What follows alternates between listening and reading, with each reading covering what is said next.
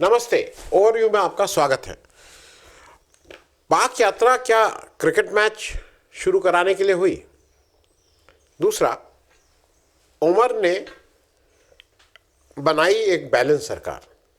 और तीसरा, एक्टिंग और एक्सटेंशन पर अधिकारी रहने के फायदे। इन तीनों विषयों पर बात करने से पहले हमेशा की तरह आपसे आग्रह, चैनल को सब्सक्राइब करें और अगर हो सके तो चैनल की मेंबरशिप भी ले लें।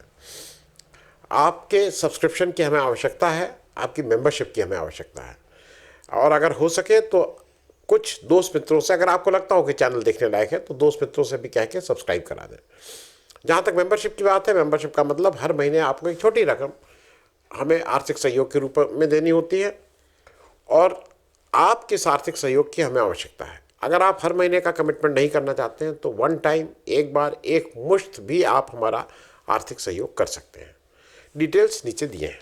तो सबसे पहली बात, पाक यात्रा क्या क्रिकेट मैच शुरू करने के लिए थी? ये बात मैं इसलिए कह रहा हूँ कि अभी एक एस जयशंकर साहब जो हमारे फॉरेन मिनिस्टर हैं, उनकी एक बड़े फैनफेयर के साथ एक पाकिस्तान यात्रा हो।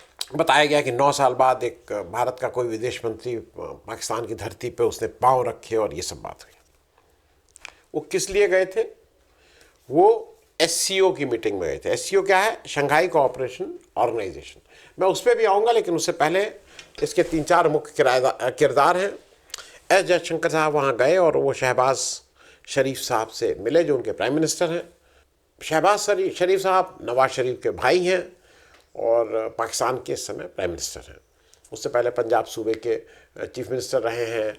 इन लोगों की पंजाब में तूती बोलती है। नवाज शरीफ साहब जब अयोग्य हो गए और इलेक्शन लड़ने के लिए वो अपनी समस्याओं में, तो उसके बाद ये शहबाज शरीफ साहब ने आके कमान संभाली है और वहाँ पे इनकी मुलाकात प्राइम मिनिस्टर से भी हुई, प्राइम मिनिस्टर शरीफ से भी हुई। और मोहम्मद इशाक दर जो हैं, मोहम्मद इशाक दर साहब से भी हमारे जयशंकर साहब मिले, जो उनके फॉरेन मिनिस्टर हैं। लेकिन मुझे 2 चीज़ें इसमें खटक रही हैं। पहली चीज़, आप लोगों को ये पता ही है कि एससीओ क्या है। एससीओ का पूरा नाम है शंघाई कोऑपरेशन ऑर्गेनाइजेशन, और इसका मूल कर्ता धर्ता चीन और रूस है। ये भी समझ लीजिएगा। हमारे चीन से कितने अच्छे संबंध हैं ये कोई बताने की ज़रूरत नहीं है। रशिया से हमने अपने संबंध कैसे बिगाड़े हैं ये भी बताने की ज़रूरत नहीं है। और ये जो ऑर्गेनाइजेशन है इस समय, उसको ये दम्भ भरती है कि दुनिया की 24% आबादी जो इसके मेंबर देश हैं, जो अब 10 हैं, उनके पास है, और दुनिया की 42% आबादी इन 10 देशों में रहती है। जो एससीओ है उसका इतिहास यह है कि 1996 में शंघाई 5 नाम का एक ऑर्गेनाइजेशन था, जिसमें चीन, रूस के अलावा कजाकिस्तान, किर्गिस्तान और तजाकिस्तान थे। ये भी ध्यान रखिएगा कि रूस और चीन को अगर हटा दें तो कजाकिस्तान, किर्गिस्तान और ताजिकिस्तान ये सब मुस्लिम बाहुल्य हैं। कहीं 90%, कहीं 70%, कहीं 97%, इस तरह से मुस्लिम पॉपुलेशन है। ये मैंने इसलिए कहा कि आपको ये समझ में आ जाए। फिर ये शंघाई 5 जो था, ये 2001 में फॉर्मली एससीओ बना, शंघाई कोऑपरेशन ऑर्गेनाइजेशन, और इसके 6ठे मेंबर हुआ उज्बेकिस्तान, जो फिर एक इस्लामिक देश है। तो उस 6 देशों में 4 देश तो इस्लामिक हैं। अब इसके बाद इंडिया इसमें काफ़ी जुगाड़ करता रहा कि कैसे मेंबरशिप ली जाए, काफ़ी जो इधर उधर इनसे कहलाना उनसे कहलाना, ये सब कर के अंतोगत्वा एससीओ ने इंडिया को जब दिया तो इंडिया और पाकिस्तान को एक साथ दिया उन्होंने मेंबरशिप, और इंडिया और पाकिस्तान किसी तरह इसमें 9 जून 2017 में मेंबरशिप पाने में सफल हुए। तो हम लोग बहुत खुश हैं कि हम लोग शंघाई कोऑपरेशन ऑर्गेनाइजेशन के हम लोग मेंबर बन गए। तो हम लोग हो गए थे 8। उसके बाद 2023 में ईरान, एक और इस्लामिक कंट्री, और 2023 के बाद अगले साल बेलारूस मूल रूप से क्रिश्चियन कंट्री है। 90% से ऊपर क्रिश्चियन रहते हैं वहाँ। तो ये जो 10 देशों का, उसमें चीन और रूस को अगर हटा दें तो 8 देशों में 6 देश इस्लामिक हैं, बेलारूस क्रिश्चियन है, भारत में हिंदू सबसे ज़्यादा रहते हैं। ये मैंने आपसे इसलिए बताया कि एक चीज़ और समझ लीजिए, जो एससीओ है इसका हेडक्वार्टर बीजिंग है। ये पूरी तरह से चीन का ऑर्गेनाइजेशन है। अब यहां हम क्यों दौड़े दौड़े चले गए, इसके पीछे किस लिए मैं बोल रहा हूं दौड़े दौड़े चले गए। हमारा एक भारत के इनिशिएटिव पे एक संस्था शुरू हुई थी, सार्क, साउथ एशियन कंट्रीज का जो कोऑपरेशन वाला था, भारत का उसमें इनिशिएटिव था। और उसमें कुल शुरू में 7 कंट्रीज थी, बाद में 2005 में अफगानिस्तान भी आ गई। 1985 की पुरानी कंट्री वो था। इंदिरा गांधी के ज़माने में इसका इनिशिएशन हुआ था 80 नहीं, इंदिरा गांधी के बाद, सार्क तो उसके बाद हुई थी 1985 में। उससे पहले लूज सा कुछ ऑर्गेनाइजेशन चलता था इंदिरा गांधी के ज़माने में, फिर सार्क हुआ। 2005 में अफगानिस्तान भी इसमें आ गया। तो ये 8 देशों की कंट्री वो है, इंडिया, पाकिस्तान, नेपाल, भूटान, हमारे जो देश हैं ये सब, श्रीलंका, बांग्लादेश इत्यादि। अब इसमें लगातार ठीक से मीटिंग चल रही थी, सब कुछ ठीक चल रहा था। फिर आ गए मोदी जी 2014 में। सार्क में डोमिनेंस इंडिया का रहता था क्योंकि इंडिया सबसे बड़ा पार्टनर था उसमें। 2016 में इसकी 19वीं समिट होनी थी पाकिस्तान में। हमने उसका बैकआउट किया कि नहीं, हम नहीं जाएंगे पाकिस्तान, और 19वीं समिट नहीं हुई है, नहीं हो पाई पाकिस्तान में। और फिर 2016 से आज तक इसकी कोई समिट नहीं हुई, इसकी शिखर वार्ताएं नहीं हुई हैं 8 साल से, क्योंकि हमने इसमें कहा कि नहीं, हम पाकिस्तान नहीं जाएंगे। और पाकिस्तान का टर्न है, जब तक आप पाकिस्तान जाएंगे नहीं तब तक ये सार्क का आगे मामला चक्का चलेगा नहीं। तो अपने उसमें तो हम नहीं जाएंगे जहां पे हम लीड कर रहे हैं, जहां पे हम सबसे ताकतवर हैं। लेकिन चीन की ऑर्गेनाइजेशन में, क्योंकि चीन ने कहा है कि आपको जाइए वहां, हमारी हिम्मत नहीं है वहां ये कहने की कि नहीं हम नहीं जाएंगे, हम दौड़े दौड़े पाकिस्तान चले गए। तो ये मैंने कहा, एक आपको बता दूं। दूसरा एक और याद दिला दूं, कुछ लोगों को याद होगा, एक नैम हुआ करता था, नॉन अलाइंड मूवमेंट। उसमें इस समय करीब 120 कंट्रीज हैं उसकी, और हिंदुस्तान उसका मतलब इनिशियल उसमें Marshal Tito, India, Ayub Khan साहब, ये सब लोग उसके प्रणेता थे। उसमें भी नैम में कोई ऐसी कार्रवाई नहीं हो रही। इंडिया उसका एक संस्थापक सदस्य था और हमारा उसमें बहुत रोल था। हम वहाँ तो नहीं जा रहे हैं, लेकिन SCO शंघाई कोऑपरेशन ऑर्गेनाइजेशन में हम बिल्कुल भागे भागे चीन चले जा रहे हैं। लेकिन इसकी जो अंडरलाइंग है वो जरा एक चीज़ सुनिए। जब वहाँ लौटे हैं तो आपने क्या सुना है, इंडियन एक्सप्रेस रिपोर्ट ने, कि तय ये हुआ है कि अब हम लोग क्रिकेट खेलना शुरू कर दें। क्रिकेट बहुत ज़रूरी है दोनों देशों के लिए।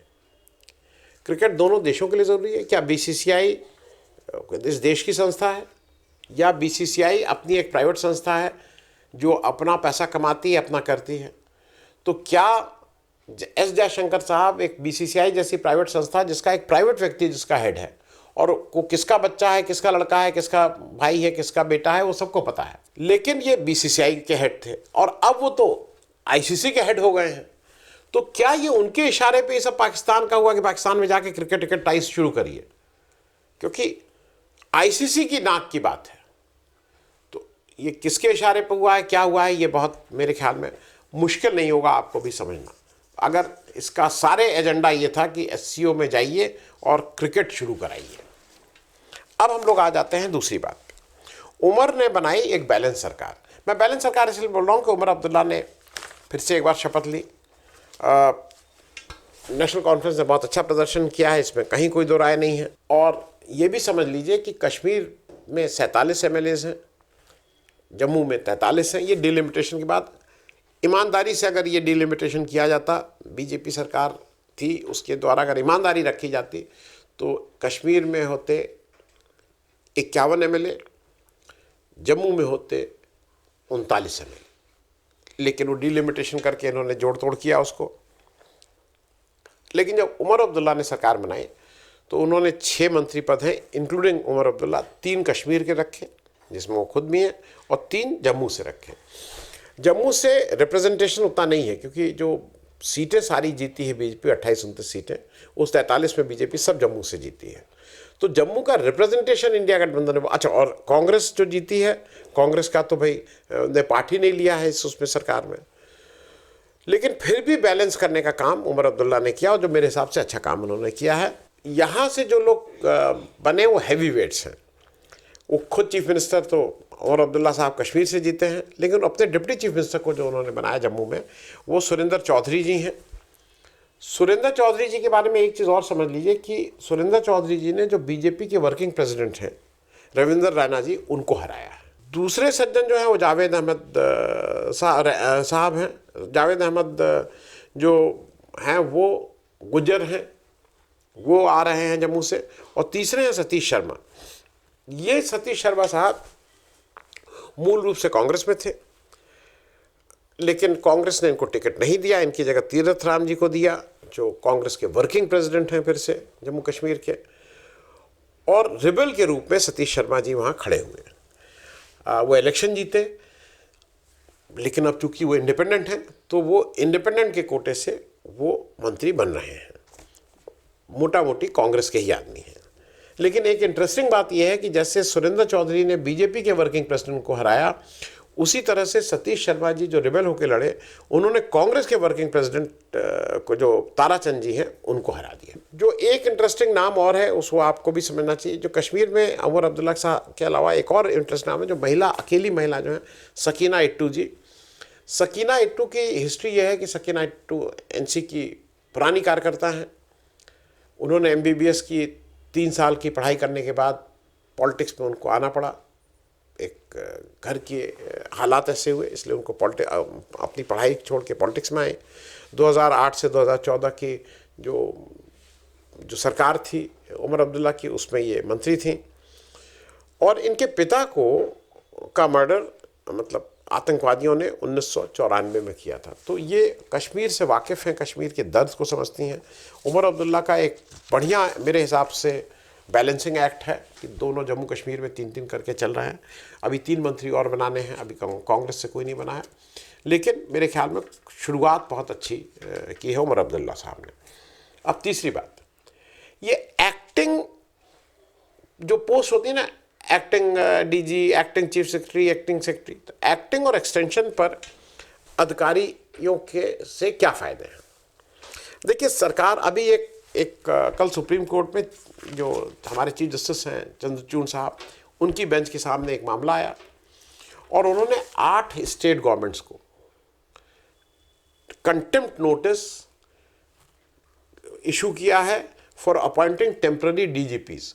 और सिर्फ उन्हीं को नहीं किया है, उन्होंने इसके साथ जवाब मांगा है इन 8 स्टेट से, झारखंड, उत्तर प्रदेश, आंध्र प्रदेश, तेलंगाना, पंजाब, बिहार, राजस्थान, वेस्ट बंगाल।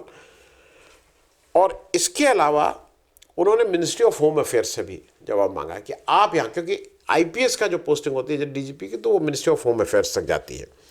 और उन्होंने यूनियन पब्लिक सर्विस कमीशन से मांगा है, क्योंकि उनका भी इस चयन प्रक्रिया में एक रोल होता है। अब ये अजीब सी चीज़ ये है कि ये सरकार ज़्यादा कंफर्टेबल रहती है किसी को acting DGP, acting secretary, acting chief secretary. और एक तरफ हमारे यहाँ दुर्गा शंकर मिश्रा जी थे, वो चीफ सेक्रेटरी, वो रिटायर हो गए और उनको शायद 5-6 एक्सटेंशन दिए गए। अनप्रेसिडेंट है, ऐसा हिंदुस्तान में कहीं नहीं हुआ है, लेकिन उनको दिए गए। सरकार ने उत्तर प्रदेश में एक इंटरेस्टिंग चीज़ आपके साथ शेयर कर लूँ कि उत्तर प्रदेश में एक्टिंग डीजीपी मई 2022 से चल रहे हैं। जो इस समय जो हमारे प्रेजेंट डीजीपी हैं वो भी एक एक्टिंग डीजीपी हैं। और ये सिलसिला लगातार पिछले करीब 2.5-3 साल से चल रहा है। इसमें ये कहा गया है कि इन्होंने विलफुली और जानबूझ के सुप्रीम कोर्ट के उस ऑर्डर को डिसोबे किया है, क्योंकि जो प्रकाश सिंह केस था उसमें साफ साफ कहा गया था कि appointment of a regular DGPs for a tenure of 2 years, इसमें कहीं कोई कोताही नहीं होनी चाहिए थी, लेकिन इसको बार बार इसकी अवहेलना कही गई। अभी प्रशांत कुमार साहब हैं एक्टिंग डीजीपी, लेकिन सिर्फ यही नहीं है, मई 2022 में से लगातार एक्टिंग आ रहे हैं। वहाँ एक रेगुलर डीजीपी थे मुकुल गोयल साहब। मुकुल गोयल साहब को 20 टेन्योर में ही हटा दिया गया। क्यों किस लिए हटाया गया? Lack of interest towards work. उनसे कहा गया कि lack of interest towards work. ये भी याद रखिएगा कि उसी समय इलेक्शन नया 2022 का हुआ था, तो शायद मुकुल गोयल साहब ने बहुत काम उस हिसाब से नहीं किया था जो उनसे उम्मीद की गई होगी। अब उसके बाद देवेंद्र सिंह चौहान साहब एक्टिंग डीजीपी बने, फिर वो जब रिटायर हो गए तो दूसरे एक्टिंग डीजीपी आए राजकुमार विश्वकर्मा साहब, वो भी एक्टिंग डीजीपी लगातार रहे। फिर जब वो रिटायर हो गए तो तीसरे एक्टिंग डीजीपी आए विजय कुमार साहब, फिर वो भी जब रिटायर हो गए तो अब आ गए हैं प्रशांत कुमार साहब। अभी सब एक्टिंग डीजीपी चल रहे हैं ये। अच्छा, इसके अलावा एक सिर्फ यही नहीं है, उत्तर प्रदेश, आंध्र प्रदेश, तेलंगाना, पंजाब, इन सब में 1 साल से ज़्यादा एक्टिंग डीजीपी से ही काम चलाया जा रहा है। इसके अलावा उत्तराखंड, उड़ीसा, वेस्ट बंगाल, इन सब में भी एक्टिंग डीजीपी है। जो आपको समझने की बात यह है कि एक्टिंग डीजीपी मतलब डेली वेज है। सुबह जो आदमी आया कि साहब आज है नौकरी, हाँ है, चलो काम करिए। जब सरकार का मन होगा तब हटा देगी, जब मन होगा तब हटा देगी। तो एक्टिंग डीजीपी की ये दिक्कत है। इसी तरह से एक्सटेंशन वाले का होता है कि आपको एक्सटेंशन दिया गया, जब अब अगर आप हमारे मन मुताबिक काम नहीं करेंगे तो हम आपको हटा देंगे। तो ये डर हरदम बना रहता है। तो acting DGP, acting secretary, acting chief secretary रखने से फ़ायदा ये है कि आप उसको जैसे चाहिए वैसे उसको आदेश दीजिए और उसको वो आदेश मानने होंगे। नहीं मानेंगे तो हम तुम्हें 1 मिनट के अंदर हटा सकते हैं। तो किसी भी स्वस्थ लोकतंत्र में और किसी भी वाइब्रेंट डेमोक्रेसी के साथ साथ किसी भी संविधान सम्मत जहाँ पे सरकार को चलना है, एक्टिंग डीजीपी, और ये गलत है।